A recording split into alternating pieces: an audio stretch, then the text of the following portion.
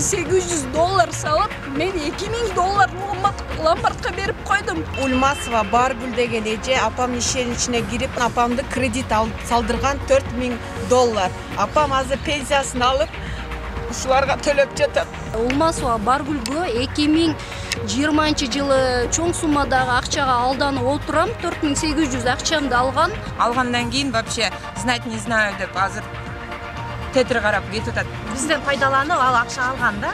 New Millennium деген компания. Бул компания как пирамида экен да. Акча салсаң чыгат экен. $20,000 салганыма 1 жыл болду.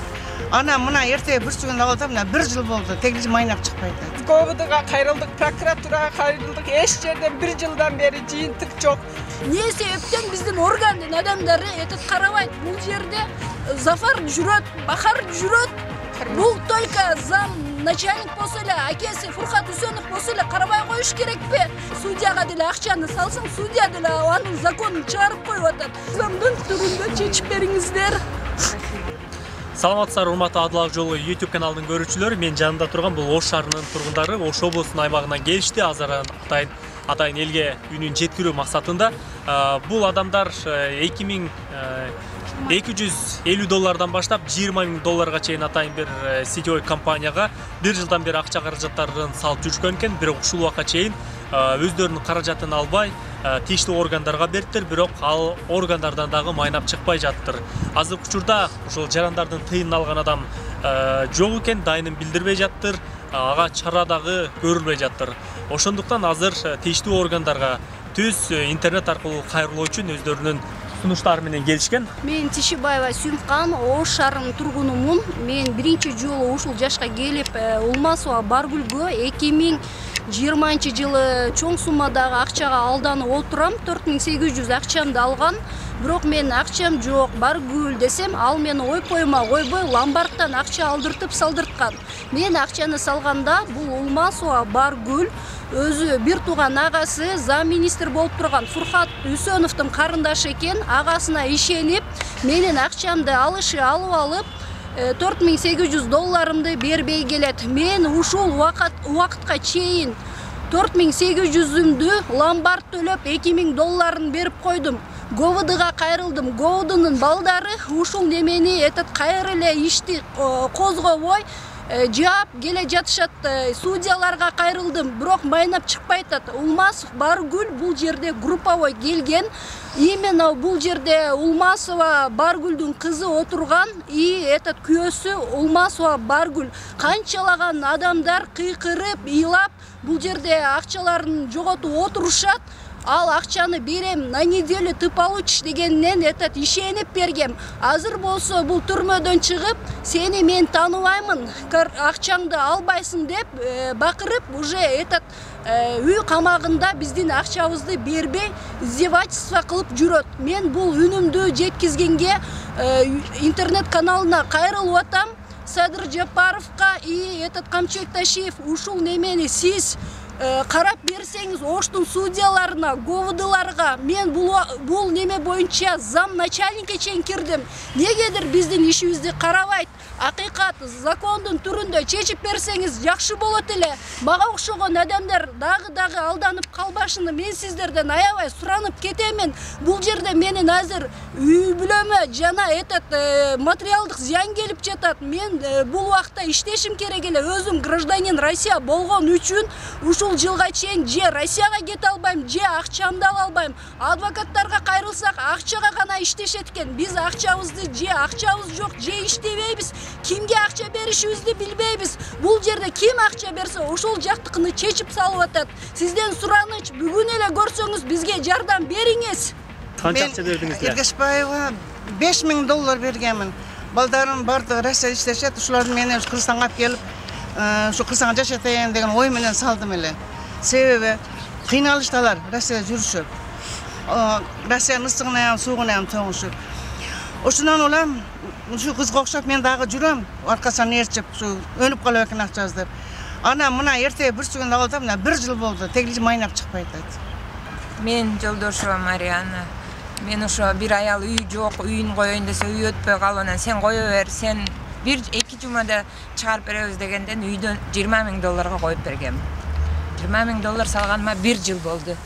Бирок мына эртең бүрсү күнү кийин камалып кетти. Камактан чыкпасам кантип сага төлөйм деди. Камактан чуркап жүрүп чыгардык. Чыгарсак, эми мен сени тааныбайм, вообще мен сенин акча алган эмесмин. Сен мени шантаж кылып атасың деп кайра бизге төңкөп атат. Ушуну эптеп бир нерсе кылып чечип беришиңиздерди суранабыз. Сизден 20.000 пул алганбы?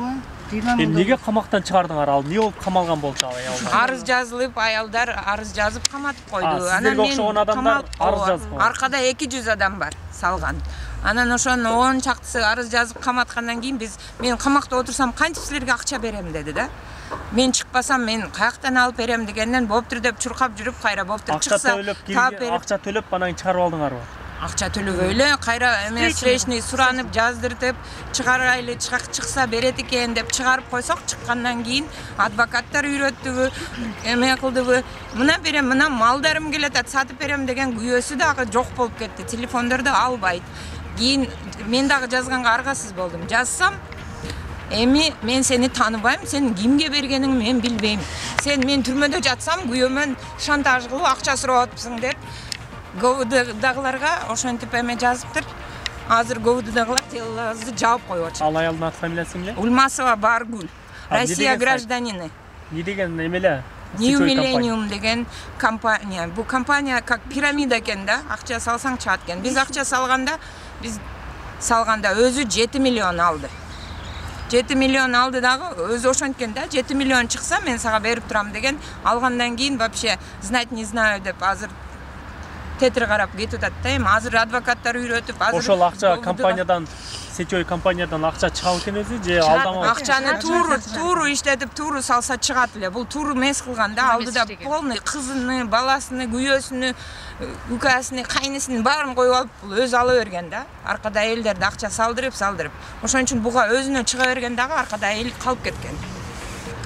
Мен Эргишбаевамын.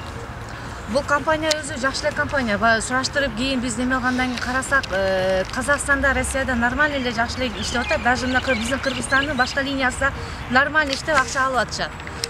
Анан бул точно ошо өзүнүн туугандарын коюп алуу эле биздин Кыргызстандын элдери салып, бизден пайдаланып ал акча алган да.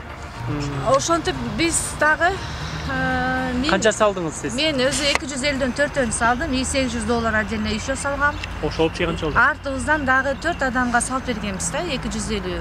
$2800. Общий. Обещать этип атат, эми азмаздан неме күндө обещать этет. Звонок кылабыз, биздин звоногубузга отвечать этет. Обещать этип эле келет ушу күнгө чейинчи. Мен апам Розалиева Фатмахан, Ульмасова Баргуль деген эже апамдын ишенин ичине кирип, апамдын акчасы жоктугуна карабастан апамды кредит салдырган $4.000. Апам азыр пенсиясын алып, ушуларга төлөп жатат. Апам сиздерден жардам сурайбыз. Биз ГОВДга кайрылдык, прокуратурага кайрылдык. Эч жерден 1 жылдан бери жыйынтык жок. Ушуну биз Кыргызстанда акыйкат жоктугунан сиздерге кайрылып жатабыз. Ушуну закондун түрүндө Ульмасова Баргулдөн биздин акчабызды өндүрүп беришиңиздерди суранабыз. Эже эмнеге ыйлап атасыздар? Сиз канча админ алдырдым дейсиз? Мен $4.800 салып, мен $2.000 ломбардка берип койдум. Мол жерде өзүмө мен башында уверенность болсун деп адамдар акча салганда жазганда дагы урушкан. Неге жазып атасың деп. Монча адам акча салган, алар зерикти 18.000дерден баягылар уттур деланы жаап коюп атат. 18.500дүктөрдү карага канчалаган адамдар бул жерде кыйналып атат. Бул акчаны өзү алган, үй алып отурат. Не себептен биздин органдын адамдары этип карабайт. Бул жерде Зафар жүрөт, Бахар жүрөт. Бул только зам начальник болсо эле, акеси Фуркат Үсөнов болсо эле карабай коюш керекпи? Элдин үнүн угуп, биз мисалы буга не процент алып, буга үй алып беребизби? Биздин акчабызды кайтарсын, биз дагы жашына жашоо кылайлы, берген алган адамдарыбызга кайтарайлы акчабызды. Милицияларга кайрылып атасыздар? Милицияларга кайрылып атабыз. Милициялар боптур деп сүйлөйт дагы артыңдан деланы закрывать этип коюп атат. Аларды барып эмне себептен акча берип атат, адвокаттар тыйып коюп атат, мыйзамдын түрүндө карабай атат. Судьяга деле барсаң, судьяга деле акчаны салсаң, судья деле анын законун чыгарып коюп атат. Биз бул жерде адвокатка деле акчабызды бере албай атабыз. Себеби дегенде бизде акча жок. Биз күйүп ломбардыбызды төлөй албай отурабыз азырчы. Ошон үчүн кайрылып атабыз сиздерге, мыйзамдын түрүндө чечип бериңиздер. Менин атым Курманжан. Мен дагы ушулардын арасында эле ошол бар гүлгө ишенип 72 000 сом акчамды салгам. 72 000 сомду эгерде бере ала албай калсам акчаны эмне кыласың десем, мен жооп берем деген. Биз мына Сүйүмкан, Бааргүл болуп үчөөбүз Оптима банктан барып акчаны долларды кыргыз пулга алмаштырып туруп, ана алып келип, мен кызына бергенмин. Сабина деген кызы алган. Булар үй бүлө боюнча үй бүлөсү менен иштечү. Күйөөсү, кызы, өзү бардыгы иштечү. Анан бул уже камала турган убакытта бизден абдан суранып, анын Бааргүлдүн жанагы адвокаты Хашим биле? Рахим фамилиясын унутуп атабыз. Ошо Рахим дагы жазалансын. Рахим келип үйлөргө чейин келип бизден суранып, жалбарып, ушуну чыгарбасаңар силерге бербейт. Силер встречный заявление жазсаңар мен алып берем деген. Анан биз ишенип встречный заявление жазып алып туруп, анан чыккандан кийин бизди таанып айтат. Даже биздин мойнубузга коюп атат. Наоборот, сен менден акча алгансың, мен сага акча салганмын деп. Бир Салима деген эжеге дагы сен жакыр, сен көчөдө жүргөнсүң, сен акчаң жок, сага мен акча салганмын деп крупный сумма акчасын бетине койгондуктан бүгүн жүрөгү ооруп, ал больницада жатат. Ал дагы өтө өзүн жаман сезип атат. Биз жүрөгүбүз берилип бүттү. Ушу силерден сураныч, бир гана башка үмүтүбүз жок. Силерге да кайрылабыз. Анткени силер чындыкты издеп, ушу эл үчүн иштеп жатасыңар. Сураныч биздин да ишибизди карап берсеңиздер.